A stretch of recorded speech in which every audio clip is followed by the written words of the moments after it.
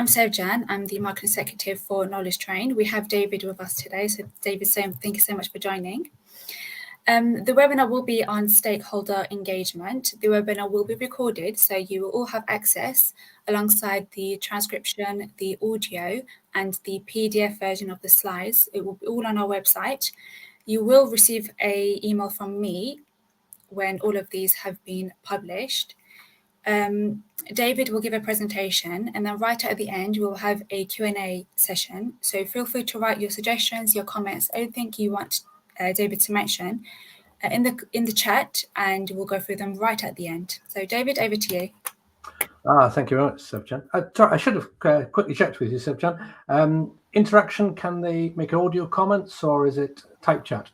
It will be type chat. That's absolutely fine. Good, no problem at all.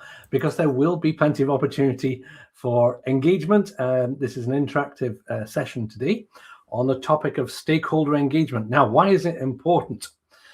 Well, this slide here just shows one or two of the background research that was carried out. Most of this is by PMI, which is the sort of American equivalent to APM here in the UK. I think it stacks up very well and is incredibly accurate.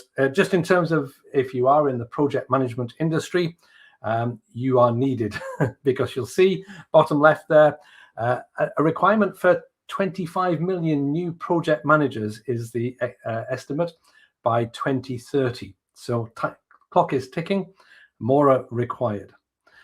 Some of the facts that just highlight the importance of stakeholder engagement: 65% of projects are deemed to have an element of failure in them. Either over 50% was due to being over budget, 74% time, schedule, being late, 52% of them by scope creep. 1.6 trillion pounds per year wasted through poor project management practices, top right there. PMI did a survey on thousands of their members and asked them, what do you think are the key skills required that really make a difference in a project? And they came up with what was referred to as power skills. Now, here in the UK, if you're based in the UK, we might know that as being soft skills, power skills. 72% of projects met their goals when they really focused on these power skills. Now, what do we mean by power skills? Well, a lot of them are stakeholder based. So interpersonal skills, what we may refer to as soft skills, communication, empathy, relationship building, these are all topics very relevant to project success. And you'll see as well, bottom middle there, out of all of the key elements that were critical to project success, stakeholder engagement made up for a third of that. So a key factor in the project management principles. Just one other screen around why project stakeholder management is important. This is the syllabus from the PMQ that APM run, the Association of Project Managers. PMQ, the Project Management Qualification, a 5-day course. You'll see stakeholder and communication is one of the key topics. However, it almost has an impact on pretty much every other chapter. There's 24 chapters covered in the PMQ, and there's hardly a chapter in there that I'm displaying on the screen that actually doesn't have a relevance to stakeholder management. So if there's any skill to really focus on and to develop, it's stakeholder management, stakeholder engagement, and communication management. Now, here's what we're going to cover during the rest of this session. So this session's around about sort of 45 minutes or so, and then we've got an opportunity for questions at the end. So first of all, we'll do an exercise where I'll get you to consider one of your projects, and we'll do some identification analysis and coming up with a strategy to work with our stakeholders. And we'll use some material that APM provide, very similar to other countries. PMI have a very similar structure as well. And then for the rest of the session, you'll see I've listed 10 areas. Now, these 10 areas are covered on APM's website. If you do search in your web browser for 10 principles of stakeholder engagement. And if you limit the site to APM, it will take you to a section where they take you through these 10 areas or 10 skills, 10 principles in a little bit more depth. But we'll cover them briefly in this sort of 45-minute session. We'll have an opportunity to ask questions at the end, and then I'll hand back over to Sevchan with some next steps for you. So let's start by just having initially a look at identification, analysis, and strategy. So first of all, just a quick definition. What do we mean by stakeholders? Well, stakeholders are incredibly broad as a group.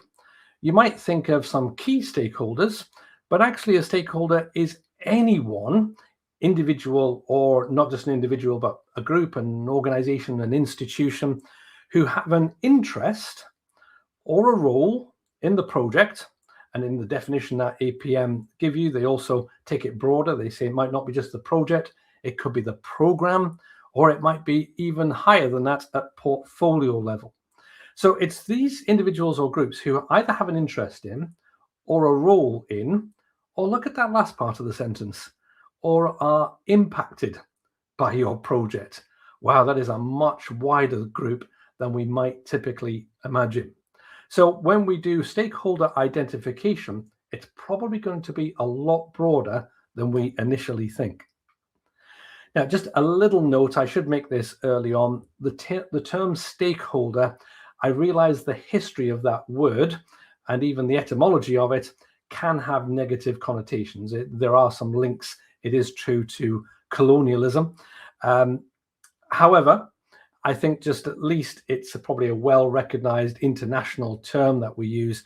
So for the purpose of today's course, we will still refer to stakeholders. So how do you identify them? Well, what I would probably recommend is don't try and do it on your own. Now, in today's exercise, you are going to be doing this on your own because this is an individual exercise. However, I would recommend in real terms, very early on in the project, so if you are used to project management, this would be in the concept phase, right at the start, get together some key people. Now, the project sponsor is mentioned there. Your project sponsor is, of course, one of your key stakeholders. Okay. Also, other team members who are already in place early on. And you could carry out a few formats for identifying all your stakeholders. You could brainstorm. You could carry out workshops where you would brainstorm, so that's kind of linked. If stakeholders don't have time to attend a big all-encompassing meeting, you might want to carry out some interviews with them one-to-one and have discussions and see if you can gather other stakeholders and who might be involved, who might be impacted by your upcoming project. You could also look back at previous projects that you've delivered and then look at what we call lessons learned. So these are all techniques for identifying stakeholders. Now, here's the exercise I'm going to get you to do. If you want to just grab a plain piece of paper, or you can do this in a Word document or some other note-taking solution, doesn't really matter what. I want you to think about a current project that you're involved with. If it's one that you're just starting, might be even better still. Or if you can't think of one that you're just starting, maybe think back a little bit. You could think to a recent project. Do you know, in some ways, this even works just as well for home life. So you could also think of a personal project that you've been involved with. If you can't think of any, then could I ask you just, how about if I give you a scenario to consider? Imagine you're the project manager for a housing construction project in a major town. So I'm going to go quiet now for a moment. Can I just get you to identify as many stakeholder individuals, groups, or organizations that you can come up with? You don't have to share this, but if you want to just identify as many as you can come up with, write them down on paper or whatever note-taking app you're using. And this would typically normally be done as a collaborative workshop or brainstorming session.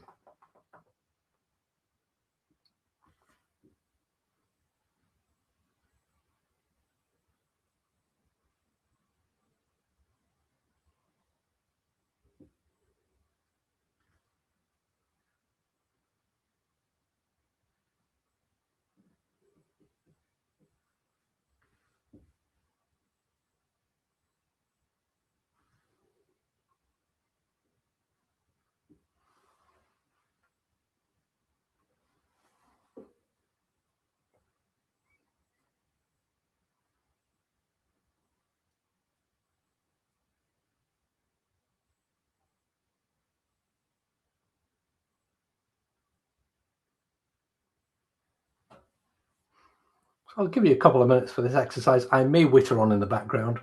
It's purely just so that you know you're still connected and I'm still connected. Okay. If you are happy to share and there's nothing confidential, then feel free to share in the chat box which project that you chose. Feel free to anonymize it if it's, a little bit more sensitive. And if you're happy to share, you could maybe even pop into the chat box some of the types of stakeholders. You don't need to put in individual names and organizations, but you could kind of broaden it out a little if you want. That is all optional, by the way. I don't want you to share any confidential information, of course.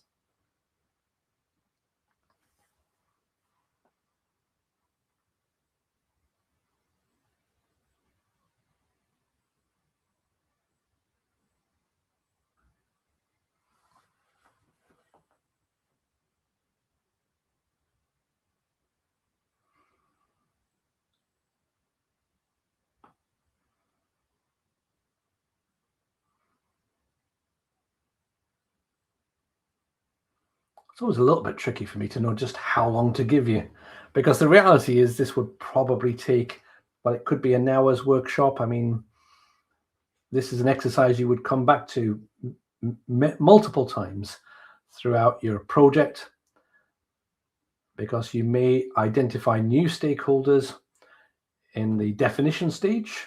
If you're used to project management terminology, you'll come across more stakeholders throughout deployment, still more in the transition phase, and then on into the extended life cycle, such as in the adoptions phase, the benefits management phase, and frankly, even if you're using an agile project management methodology, you'll come up with more stakeholders still, even in the evolutionary development phases, the transition phases, even early on in the pre-project feasibility foundations. There's all sorts of different terminology, but almost every stage of project life cycles, you'll identify new stakeholders. Okay, if you want to share and you're happy to share, feel free to type into the chat box, but no need. Okay, excellent. So we just had a quick look, is that right? So Paula, NPD project refreshing an established and very successful product. Stakeholders are, so the team, you're absolutely right, Paula. I don't know anything about your project, but do not underestimate that your team members are clearly going to be involved. They'll have a role, but they will also be impacted. And that links to some of your other comments, Paula. Their colleagues and managers, the customers, our group who own the CO. Yeah, thank you. And then everyone else in the business has a stake or an interest in the success of this product's evolution. Nice points. Thank you, Paula. If anybody else wants to share, feel free to do so. But it sounds like you've already identified that in your project, almost everybody in the organization is, and you'll probably come up with, depending on the nature of your project, plenty of external groups as well. Some may be more impacted, some may be less impacted. But this is the very first part of stakeholder engagement. It's identifying who they are, and actually not limiting this list. There is sometimes a bit of a tendency to identify some key stakeholders early on, and then we sort of miss out others. So it's good to it doesn't matter how crazy the ideas are that come, let people in a brainstorming session feel comfortable at throwing in groups and individuals as well that you may not automatically think of. So I'll just give you a moment longer. You've got some obvious ones. Do you also have some perhaps less obvious stakeholders? You've got to go back and think about these ones. Quick look at the second comment, an event organization. So that's some big conference. The delegates are obviously stakeholders. Excellent. Thank you for that, Alpa. Speakers definitely are, yes. Suppliers, facilities staff, catering. Oh, my goodness, these are wide groups, aren't they? Thank you for that, Alpa. So much broader than we might initially think. And first part of this is Just get them down. Now, at this stage, we haven't done any analysis of them. All we've done is listed them, identified who they are. Let's move on. So we also need to understand what's their interest and relationship to the project. It won't be the same for everyone. So for some people or some groups, they may be particularly interested in the finance side of the project. What's it going to cost? It might be that they're more interested in health and safety aspects of your project in the top middle box there. It could be some sustainability factors that they're really interested in, environmental issues. It could be even kind of very much on an individual level, a local level. It could be things like traffic and congestion. How is this project going to affect that? Amenities. What about schools? Are there going to be schools that will support this project? Medical facilities? What about shops? So now this is probably particularly in the example I gave regarding the housing construction, but this is just as relevant to other types of projects as well. So can I just, again, I'll stop for a moment. Can you just, next to all the various groups that you've listed and individuals that you've listed, just kind of identify what's their sort of particular interest in the project? They won't all be the same.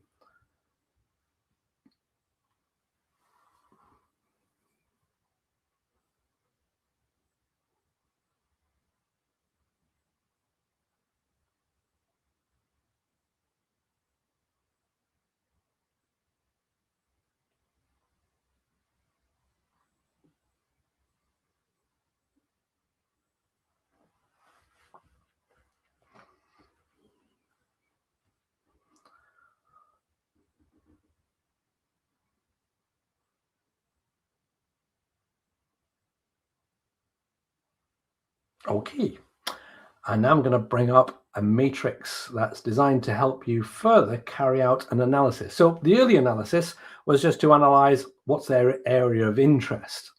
But another element that is covered by APM's material, and indeed PMI's, in fact this is pretty global, is understanding a stakeholder's both level of interest and level of influence or power.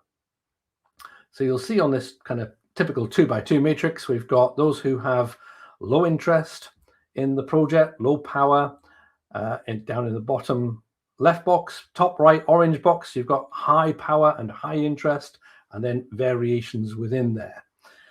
Actually, we can just mirror that, because we might say, well, how about their attitude towards the project? We've got those who are very much for the project, but actually, if you were just to kind of replicate it, you might have just the same boxes for those who are against the project. And again, they will have a degree of power and influence and a degree of interest in your project. So if I was to put just some terminology around these levels, you'll see we've got backers and blockers. So right-hand side are all backers, the left-hand side are all blockers. We've got their power level, so highly influential in the top boxes. And then in the lower boxes, we've got those who are what are referred to as insignificant. I don't want to kind of diminish their role, but that's how they are mapped in APM and PMIs and most matrices for stakeholder engagement and analysis. We've also got then their interest level mentioned in the middle option, which is whether they're active, highly active, or whether they are actually quite passive towards this. Now, if you just think about some of your stakeholders, you might think about your project sponsor. So where would you want your project sponsor to be? Well, clearly up in that top right box. You want your project sponsor to be for your project, obviously, but you also want them to have a high degree of interest and a high degree of power or influence. You could ask, how influential does your project sponsor need to be? The answer tends to be high enough. But there is a balance, because if they are too senior in the organization, what you may find is that they lose activity. In other words, they're not that interested because they're being pulled in so many other directions. One factor around an effective sponsor is making sure that they have enough time to commit to your project. So project sponsor, you want them to be very active, highly influential, and we'll talk about why that's a benefit a little bit later on. But yes, you want your project sponsor to be up there in the top right. You can also plot your other stakeholders. So for example, if this were the housing construction project, or actually, frankly, Alpa, I know from my background in I did have a role not too long ago in managing a major annual conference that the health and safety executive may well have quite an important part to play. Now, where would they appear on this stakeholder matrix? Are they that interested in whether your project actually succeeds or fails? Not particularly. So you might find them slightly towards the middle of that vertical red line. But how influential are they? Incredibly. They can close your project down in minutes if you have a major failing in health and safety. And this can be all sorts of projects. So that's just a couple of examples. I'm wondering if I can now just get you to go back to your exercise, and I'll go quiet again for a few minutes while you do this. Can I get you to map out the stakeholders for your project? Just pop them into those boxes.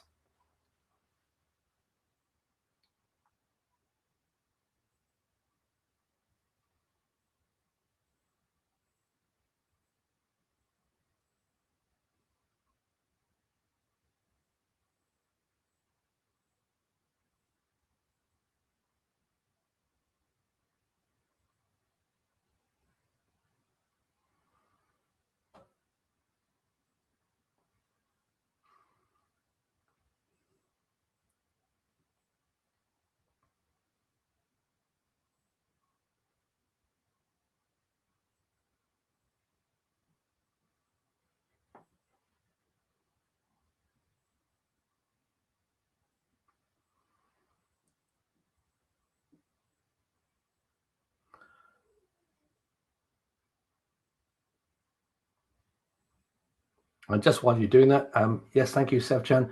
Please feel free to write your questions in the chat box at any time. Sevchan will kind of keep an eye on the questions. But also, I'd be interested in any of your comments, questions, or observations. Have you got any observation doing this type of exercise? Is this something that you regularly do as part of your project initiation? Is it something that works well initially in the project, but perhaps drops off a little bit later on? That's often what people find, is that they do a really good initial exercise when they're starting the project, but sometimes this can fall away. Still others haven't considered using this model. So I'll be interested in your observations about doing stakeholder, not only identification, but also analysis.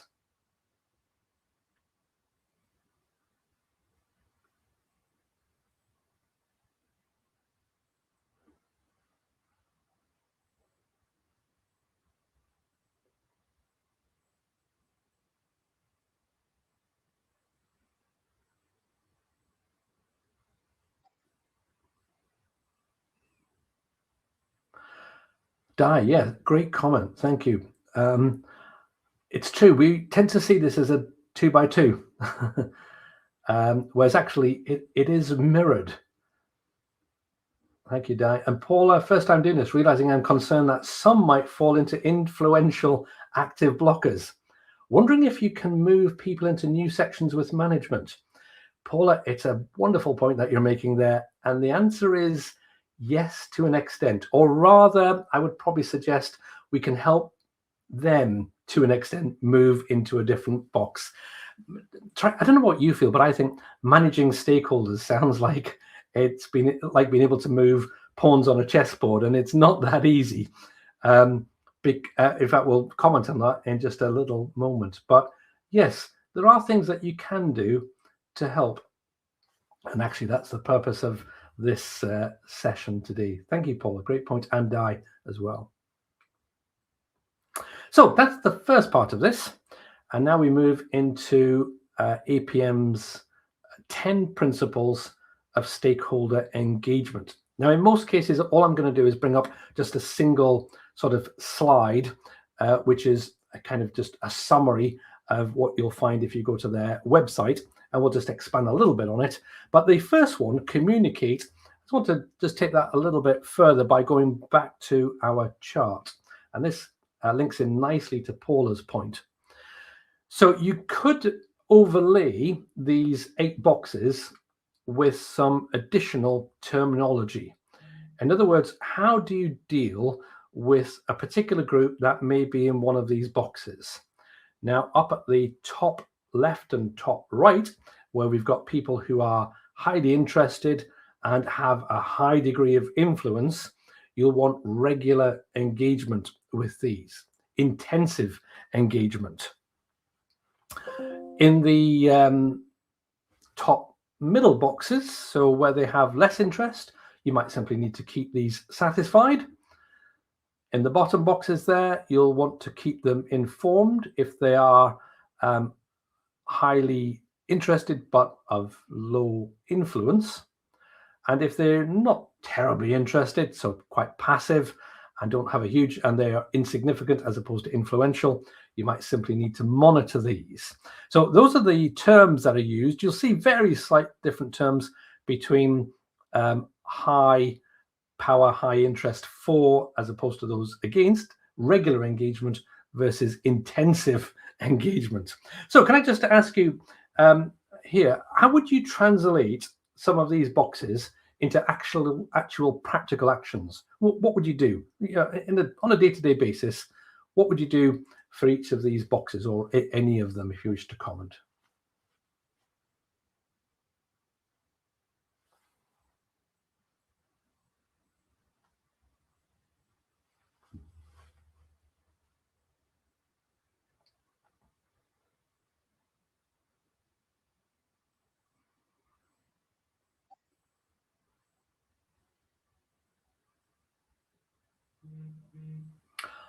Oh, Paula, great point. Thank you. So identify what project success means to them. It's like we're a double act here, Paula, because actually that's covered in one of APM's 10 principles of stakeholder engagement. So yeah, excellent point. Thank you for that, Paula. Any other comments, what you might do, or how might this actually translate on the ground?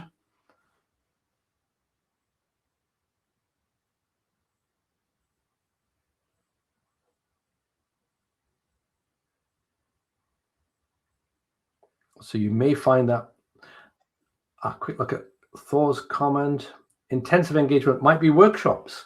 Yeah, thank you. Regular might be stand-ups. Keep informed might be regular briefings or central updates. Yeah, these are great comments. So keep informed may not take as much effort, but there is probably more stakeholders at that level. So what you find is that there's almost a pyramid here, that there are less people involved at the there are more people involved who have lower power, and therefore you may be able to simply use things like a newsletter, something that you could use just to send out occasionally, keep them up to date, so that they still feel that they are part of this.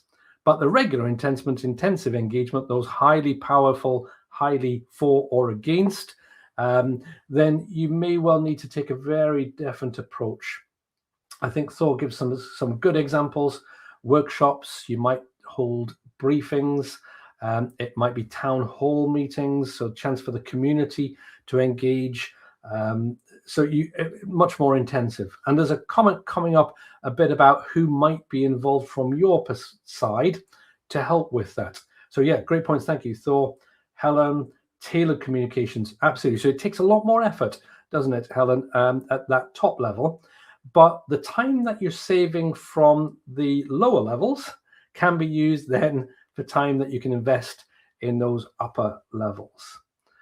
Pappy, nice point. Thank you as well. Around. So, by the way, I do hope I'm pronouncing everyone's names correctly. Please let me know if I get it wrong. So, building a project communication plan. Yeah, definitely. Thank you. Monitoring, you may not need to do much more than just keep an eye on these.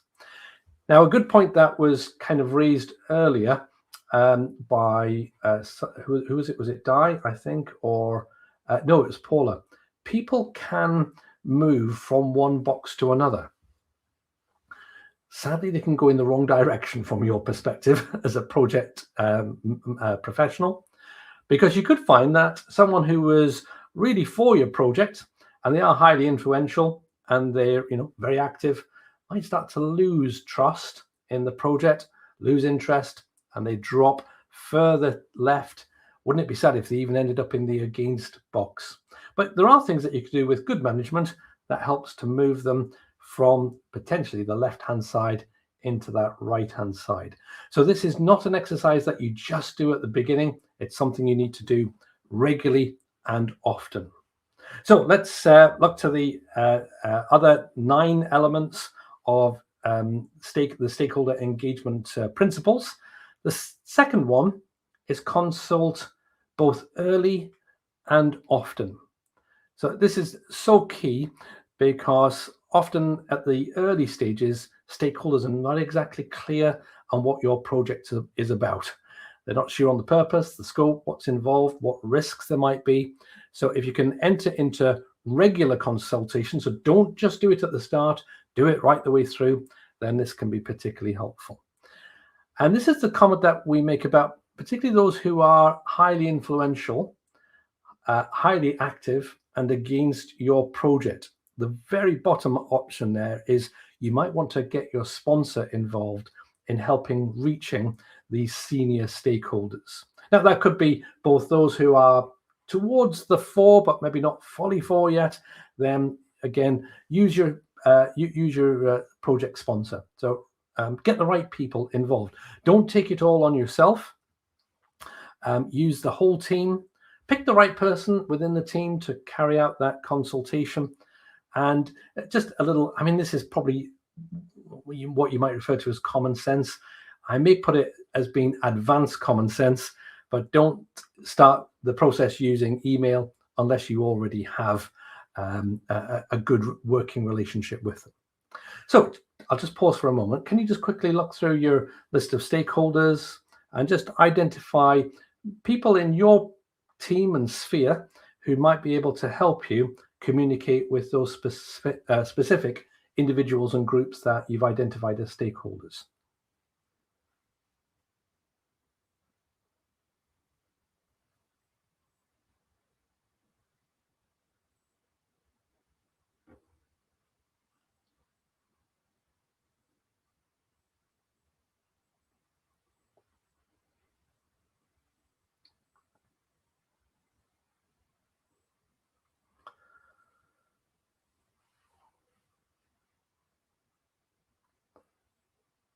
By the way, just as an aside, I know there's quite a lot of content on the screens. Don't worry, because this is going to be available for you afterwards. You can go back and review and use in the future.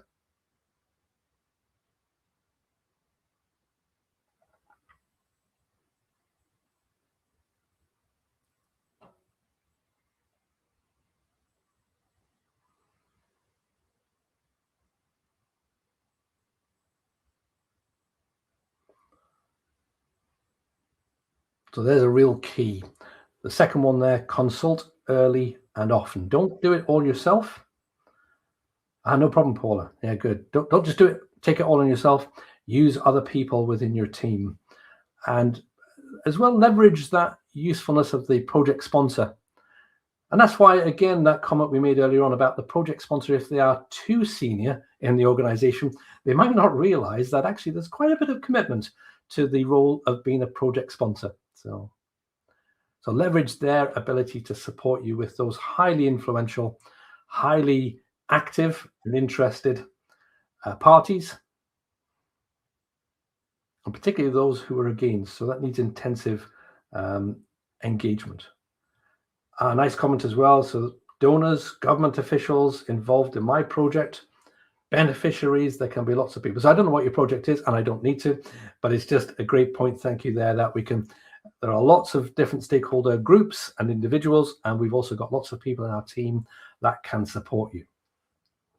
Here's the next principle, which is, do remember your stakeholders, they're people, they are human. And as a result, they don't always think in a logical way. I don't know if you've ever found this.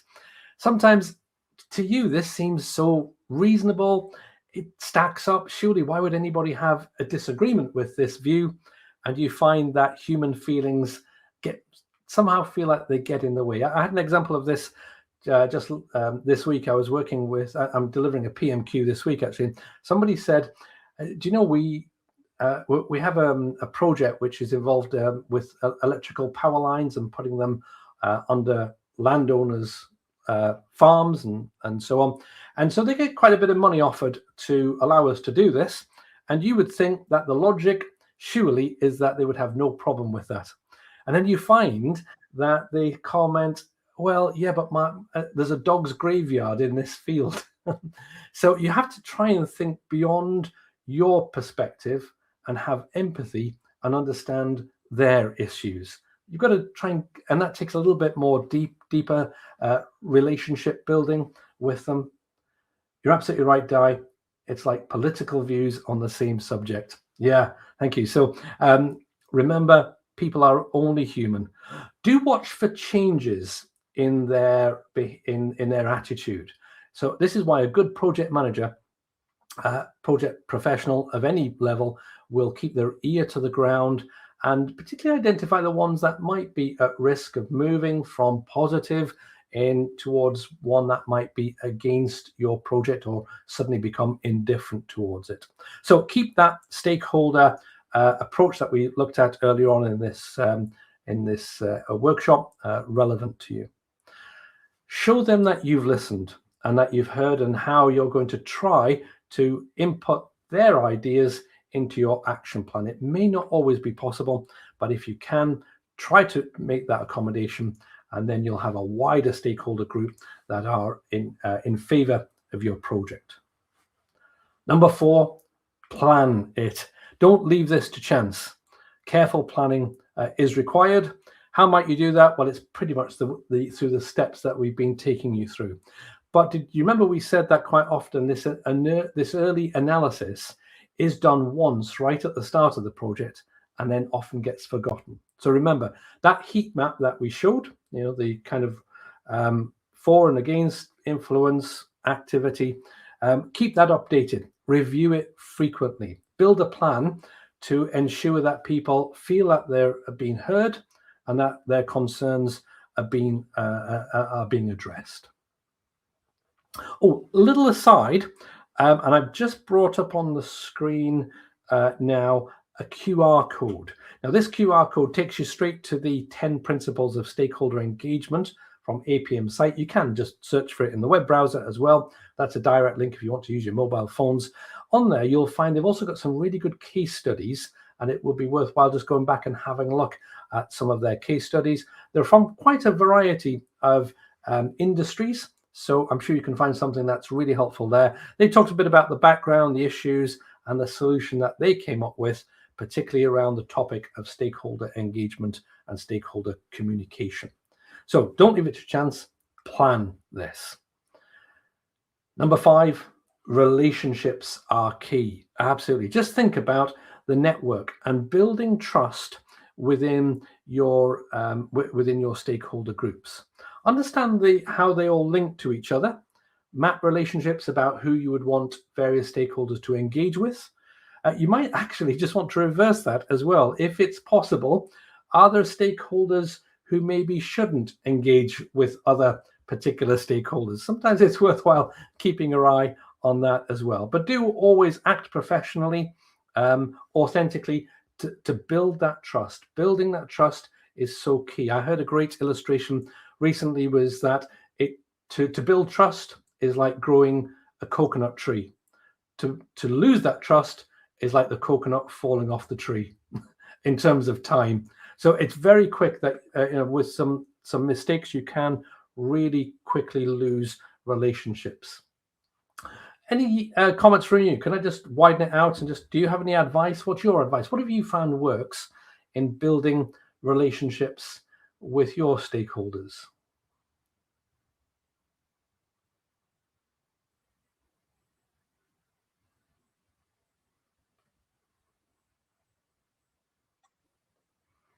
Thank you, Helen.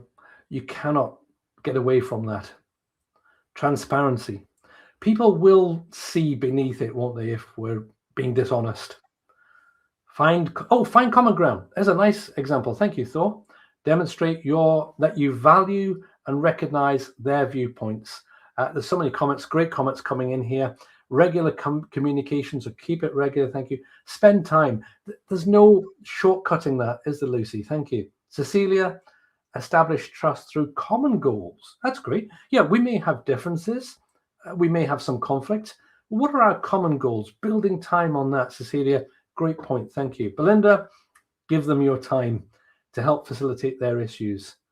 And accountability. What great comments. Thank you so much, everyone, for those inputs. If I did miss your comment, it was just because quite a few came through there. Excellent. Thank you for that input. So relationships are key. Number 6, it sounds simple, but it's not easy. The comment that they make in APM make regarding this topic is that although it does feel like it's advanced common sense, in practice, it's often done very poorly. So it might seem simple, but it's not always easy. So just quick reminders, listen to your stakeholders, do plan ahead, try and think from their perspective what's coming next. Enable the team as well around you to move quickly. Keep your ear to the ground, try and anticipate these shifts. Now, there's a reference there to risks. We'll come back to risks in just a moment. Lead authentically, but it also mentions there, understand your own leadership style. So if you try to use a leadership style that is just not yours, again, it loses that authenticity, perhaps links to some of your comments in the last few moments, and people will see through that. So yeah, great points. Thank you, everyone. Number 7, it is just part of managing risk, say APM, and it is, absolutely. Now that we could almost run another topic, a very similar exercise on managing risks. And risks, APM say, are not just threats. I don't know about you, but I always, whenever I think about the term risk, and we do risk management practices and we do risk assessments and analysis of the risks, we always focus on the negatives. What are the things that can go wrong with our project? What are the challenges, the problems? But actually, risk in APM's definition also refers to opportunities, things that could go right. So think about your stakeholders as being risks. They are absolutely very sure they are part of the threats to your project, but they also bring opportunities to your project. What are they? And log those. Now, how do you log them? Just a bit of a comment that's made there in this second statement about creating a risk management plan. Now, in your risk management plan, you don't typically list every single risk. That's more a risk register which accompanies the plan and supports the plan. But it also makes reference there to the PBS and the WBS. If you are in the project management world, then the product breakdown structure, these stakeholders will have an influence on both what products that you're delivering, the scope of your project, and also the work that's going to be involved too. So the work breakdown structure. And then, funny enough, another breakdown structure that's covered in APM's material is the OBS, the organizational breakdown structure. Now, if any of that sounds a bit vague and you haven't come across that before, I'd probably recommend get in touch with Knowledge Train and join the next APM courses that we're running, either the PFQ or the PMQ. By the way, I do promise this is not a marketing exercise. So let's keep to the material around these 10 topics. Topic number 8 is you may need to compromise. It's unlikely that all stakeholders will get everything that they want. So what you need to understand is what's most important to them. What are their Moscow elements. MOSCO, by the way, is an acronym used in project management for must-haves, should-haves, could-haves, and won't-haves. So what are the must things? What are the things that they will not compromise on? But what are the things that they would like to see happen about this project? And what are the could-haves? And what you want to do is try and find, are there areas that you could compromise on? But you do need to dig deeper, because what you'll find is that a stakeholder will almost put everything in the must-haves of MOSCO, and then they'll have nothing in the should-haves and the could-haves, where if you dig deeper and work with them closely, again, that requires time. I think Lucy's point there is that you may be able to then find compromises that make a workable solution. So although we won't do it in today's exercise, what you may want to come back to in your stakeholder exercise is looking at what compromises could we make to provide a workable solution for some of our stakeholders who are maybe not as for our project. Di, that is a great technique. Do you fancy explaining a little bit further on the 5 whys? It's a great technique. I had one of the participants this week give me a good example of the 5 whys. Has anybody come across the 5 whys before? If you want to explain it further, Di. So the 5 whys, if you ask why, okay, don't worry, Di. If you ask why 5 times, the idea behind it is that you really get to the nub of these things. So if you ask why once, they'll give you an answer, and you go, but why is that the case? And they dig a little bit deeper, and you go, yeah, now I understand, thank you. But why is that the case? And they dig deeper still. And if the idea behind this, I've got to be honest, I'm not sure of the origins of this technique, but it sounds a great technique. If you ask it 5 times, you should really get to the nub of it, and you should understand then where they might be happy to compromise. And also it leads to number 9, what success means to them. And assess that and try and put measures against it. Clarify these expectations and show the stakeholders the bigger picture and how their specific perspective and input fits into that bigger picture. You can see how doing that would really just help to ensure that we've got good stakeholder engagement. Excellent. So, and the final one, take responsibility. That's such a key factor. Not only yourself, but have everybody else understand their responsibility in this. Now, we mentioned various breakdown structures earlier. The organization breakdown structure, the OBS, and the WBS, the work breakdown structure, can be used to create what's referred to as a RACI matrix. And this can be incredibly helpful for stakeholder engagement. Now, again, I don't want to put you on the spot. I've already put Di on the spot, which is totally unfair of me. Okay, but have you come across a RACI matrix? Is it something that you use? And what does RACI refer to? If you feel happy to type into the chat box, you can do. But the idea is that if we can involve all of our team members and make sure that everyone understands what's expected of them, then that will really help for everyone to take ownership of their part of the stakeholder engagement, and also what their role is in communicating with these stakeholders. Yes, it looks like it's a tool that many recognize. So RACI stands for responsible, accountable, consulted, and informed. Absolutely. So just to explain the difference between these, responsible means that person is going to make a response. In other words, they have an action to take. So with communication, you'll want them to understand, okay, I have an action here. I need to communicate with that person, with that stakeholder group, with that stakeholder individual. What's the difference between responsible and accountable then? Accountable means that if something goes wrong, or indeed goes right, they might be held to account. So it might be, for example, that one of the design team members is responsible to take a communication with one of the stakeholders, and the team manager for the design team might be accountable for it. Consulted and informed, different elements. Consulted means they need to be approached to get their input. informed simply means they need to be aware of an action taking place. It could be that they have a follow-on action as a result of that. So APM's PMQ and the PFQ, the Project Fundamentals Qualification, all look at this type of matrix as well. So it is a great tool, very useful in organizations. The reason why it's useful is it keeps everybody aligned. Yes, thank you, Helen. It makes sure that everyone is on the same page. We all know what's required of us. And it means that when we go away, we're all clear on who's got the action. And you probably want to also include there dates. When should this take place? What medium should we use for this communication? What kind of feedback do we want? How frequent should this communication take place as well? So RACI matrix, very useful for that type of information.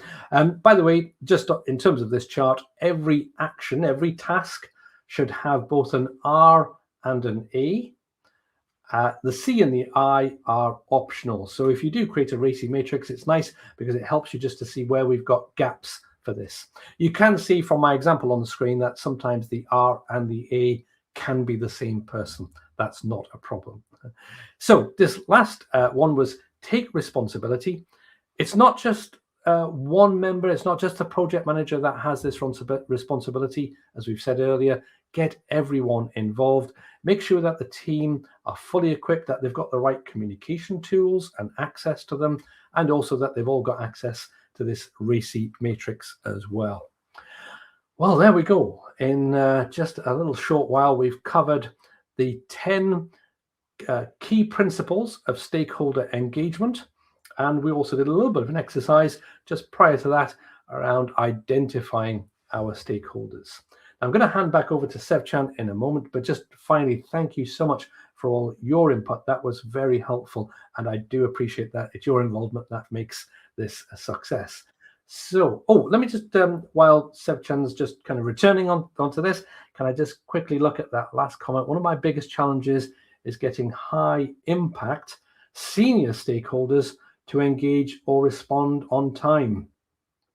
They directly influence project and delivery timescales, but sometimes emails go unanswered and they're not reachable by phone because they're so busy. I'm wondering if you have any suggestions or tips on how to get them to engage more. And it sounds like it's not an isolated problem, because look at people now adding here, thumbs up. Yeah, thank you. Well, I tell you what, I will give some comments, but do you have any observations of what you have found helpful? Now, I would say just a nice point that is made about, it does link back to if stakeholders are too senior and too busy, they may not engage as well. How can you engage them? I suppose if I was to give you my tip, but if you've got tips, feel free to feed them in, is making sure that there is clear accountability. That's why actually, I know we looked at it at the end there, but if you in a meeting can make sure that everyone's clear on their actions and have a due date when this needs to be done by, and do track it as well. Having in your task management system, having a category for waiting fors is really important.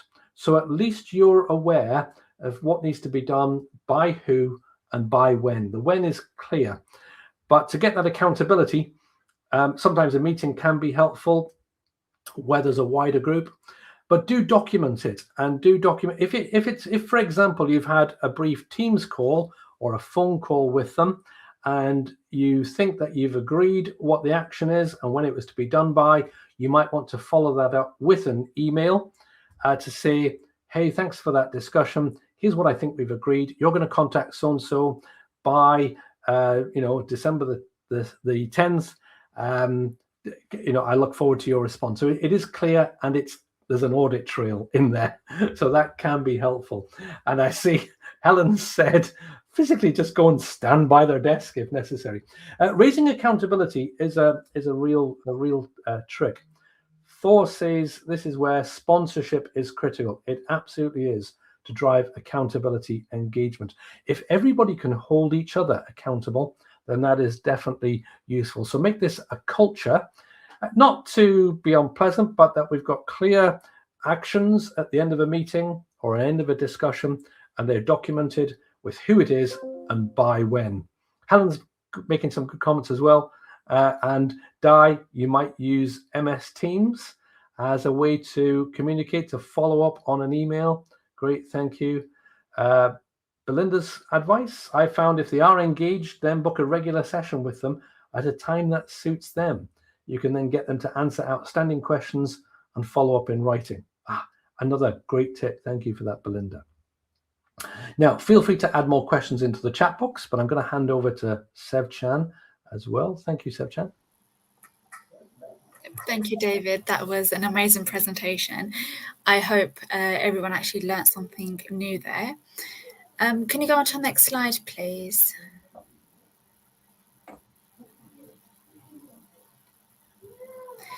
So on this slide, we have a list of our courses. I'm going to pop my email. So if you do have any questions, if you would like further information, you can always email me. I will respond. I would not go, I would not be the person who I think Gökçe was complaining about. I do respond to my emails. So this is a list. The most relevant course here would be the APM course, which is the second one just under the project management courses. So we both, as David also mentioned, we have the PFQ and the PMQ course. David, could you also go on to the next slide, please? So here is our contact information. We are knowledge trained, but we are also in partnership with Agile KRC. So we have both of our contact details there. While people write some questions in the chat, I am going to open up a very quick survey just so people can answer. It would be very important if you do answer it, because obviously it's going to help us improve, both myself and David, to improve for future webinars. I do realize that some are regulars, so everyone, we do have regular webinars on a monthly, 2 months basis. You obviously will get emails about it. So that's it from my end. I can see a lot of thank yous. But if you do have any questions, please jot them down. We are here for about 5 more minutes, so David can answer them. Excellent, thank you. Thank you very much, everyone, for your input tonight, because it's actually it's kind of your input that makes these sessions a success as much as anything. So thank you for that. Yeah. Particularly given it's the end of the day, probably a long day for many of you. So thank you for joining us. Enjoy your evenings as well. And those who are just about to exit, Merry Christmas. Definitely a festive season. That's early. I'm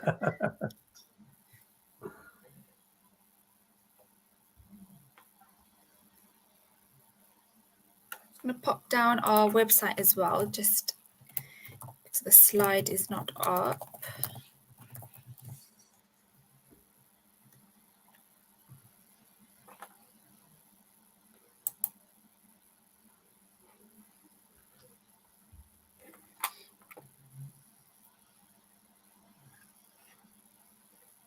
If you have any questions, please jot them down.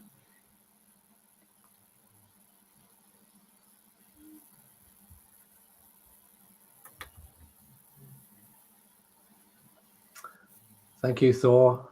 Thanks for all your comments, everyone. Appreciate it.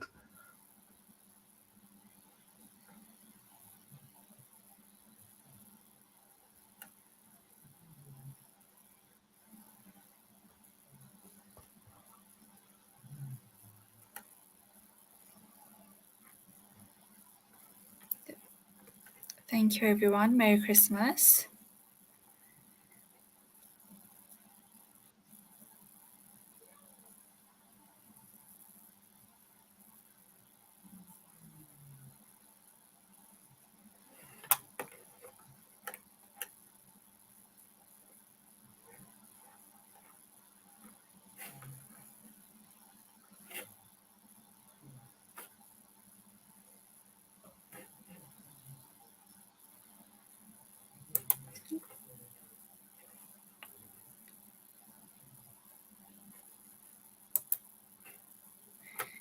anyone doesn't have any questions, I think it's safe to say that we can end this webinar. Finish the poll.